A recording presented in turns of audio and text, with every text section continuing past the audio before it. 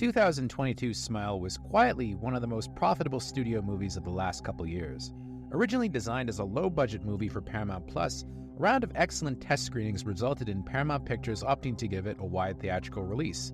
The result was a movie that grossed over $217 million worldwide on a $17 million budget. It immediately established writer-director Parker Finn, who adapted the movie from his own short, Laura Hasn't Slept, as a horror phenom.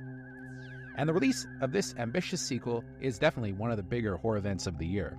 So how does Smile 2 stack up to its sleeper hit predecessor? Amazingly well, it turns out. Boasting a bigger budget, Parker Finn's taken what could have been a run-of-the-mill sequel and elevated it to truly dazzling heights. I liked the first movie well enough, but I wasn't prepared for how much fun the sequel is right off the bat. So Smile 2 begins with a full-on action sequence, with Kyle Gallner's Joel, who ended the first film cursed, trying to pass along his affliction in the most altruistic way possible, given that he was a heroic cop in the first movie. He tries to infect sadistic mobsters in a surprisingly potent shootout.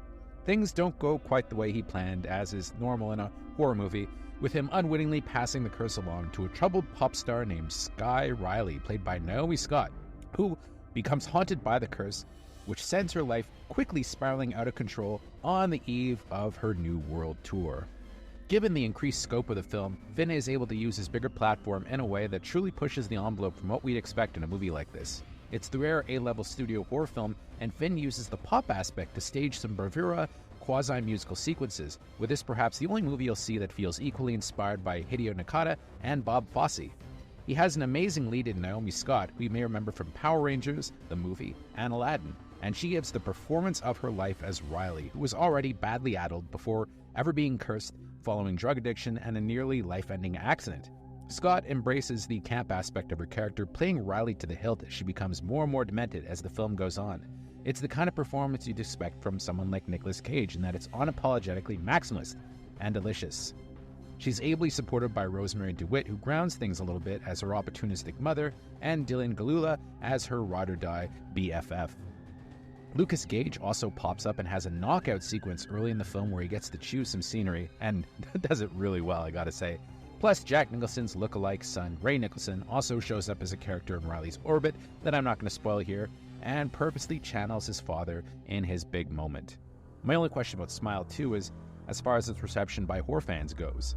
The movie is so unapologetically camp that I do wonder if some fans of the lower-key original might be somewhat put off. For me, it was the opposite, as I thought Smile 2 dwarfed its predecessor in a big way, but it could rub some folks the wrong way with its heavy doses of pitch-black comedy. However, Finn also doesn't skimp on the gore, with it far more gruesome than the original, with it also having a big payoff that's an all-timer for me as far as these things go.